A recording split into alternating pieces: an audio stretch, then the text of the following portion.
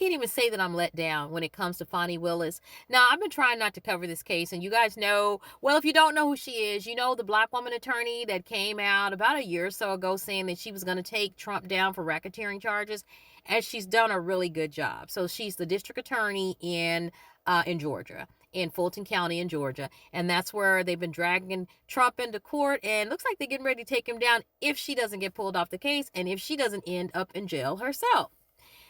Now, it's always a Lola, a legacy of low achieving man that drags us down as black women. And this whole Fani Willis case is really gotten on my nerves because now it could go up in smoke.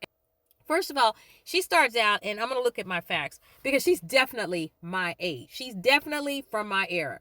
So she got married in 1996 and was married to 2005. Let me tell y'all who she married. So she went and passed the bar, passed the bar, graduated with honors, and she went and passed the bar. On the day she passed the bar, she ran into a Lola, and that was her husband. And I ain't even going to say his name because it don't even matter. So she met this guy that was, let me tell you his profession, part-time videographer. So you know what that means? Back in the 90s, I don't know, y'all, some of y'all too young to know this. Back in the 90s, black men started getting cameras, and they would rent cameras. You could go to places and rent cameras, and then they run and stick a camera on a tripod or put it on their shoulder and run around and use it like a penis to get women, right?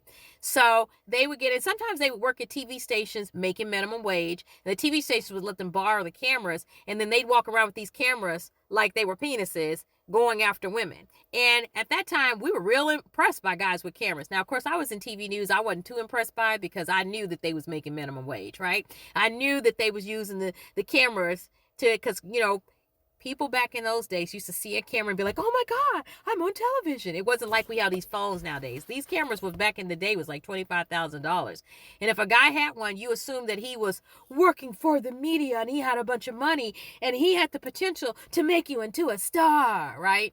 So she passes the bar, and this is the only thing they say about him. They don't talk about his career. He was a part-time videographer. She passes the bar. He milling around to see the girls, I guess, walk out of the law school and takes his penis camera and goes up and flashes it. And she's like, oh, I'm so impressed. And the next thing you know, she's married to him with 2 kids. So they end up getting divorced in 2005 because her career was like, phew, right? You see, she's already DA in Fulton County, prosecuting the president, former president of the United States, right? And so her career was taken off, and obviously she probably got tired of carrying him. And in addition to that, her father was, he was one of the founders of a faction of the Black Panthers. So her dad was an attorney, lived in South Africa. I mean, he was on the stand today, and he's absolutely so impressive, right? And he mostly raised her. So anyhow, now let's talk about this. So she divorces him, and now why she might end up going to jail, because now they're looking all into her finances. Do y'all know that she got all this stuff going for her, and she starts dating a married man? Another Lola.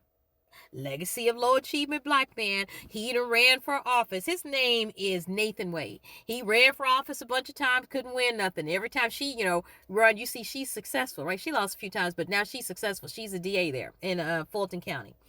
And he can't do nothing but basically be an attorney for the dog catcher, right? That's basically what he's like.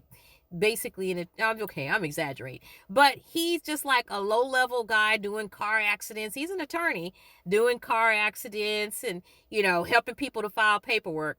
And for some reason, she decides that because she's sleeping with him, they supposedly met at some convention in 2019.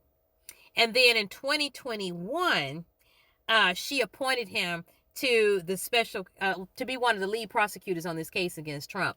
And then the timeline they say is that they started dating in 2022. Now, I don't know, that timeline, but why would you start dating anybody that's working with this case, knowing that you got death threats, knowing that people driving by your house, knowing that Trump's and all the crazies and stuff are trying to look into your background to get you taken off the case so that they can try to let Trump go for racketeering? And to me, it just seems so dumb. And all of this is in behind. It is. It's in behind, like her chasing after these legacies of low achievement men. Like, what we need to do as women, just leave them the F alone. Like, I wish that, and then she appointed him. Okay, and everybody else that's been appointed. So basically, he's an attorney that's helping with the prosecution of Trump, right? So she hired him kind of like a little freelancer, right? So the other people that's freelancing, they'd have made about $90,000. But for some reason, he has billed for some $600,000. He's still married and going through a divorce.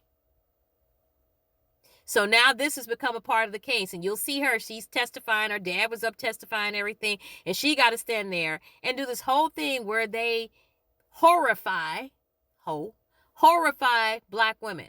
So now here she is, somebody sleeping with somebody's husband and prosecuting the president of the United States. And now the issue is, at first they talking about, okay, well, she hired her boyfriend to be one of the lead prosecutors on the case. They claim that they weren't together. And of course, there's another black woman somewhere that she got into it with, and she up there. Now they was dating. She had her boyfriend. I don't know if anybody's going to believe it because she ended up getting fired. So maybe she's mad because she got fired. I don't know. But it is just a huge distraction. But why you create the distraction? That's just like throwing a bomb in your front yard and then saying, oh my God, there's a huge explosion. Why in the world would you start dating somebody on traveling all around the world? You know that they watching. And so now they're looking and they're saying, what Trump's attorneys are saying is, okay, that's $600-something thousand that she paid to her boyfriend. They've been traveling around, going to Belize, going to all these different trips and going on cruises and all that type of stuff. And he's been paying for them. But she says, oh no, but I pay him back. I have cash and I pay him back in cash for everything that we do, right? In any case, so here's the problem that we have. This all could go up in smoke and behind, because she very well could get put off the case. And even about not getting put off the case, it seems like it's just always something with black women in which we can be horrified. You know, I think about Vanessa Williams, first black woman to win Miss America. That was in my era too.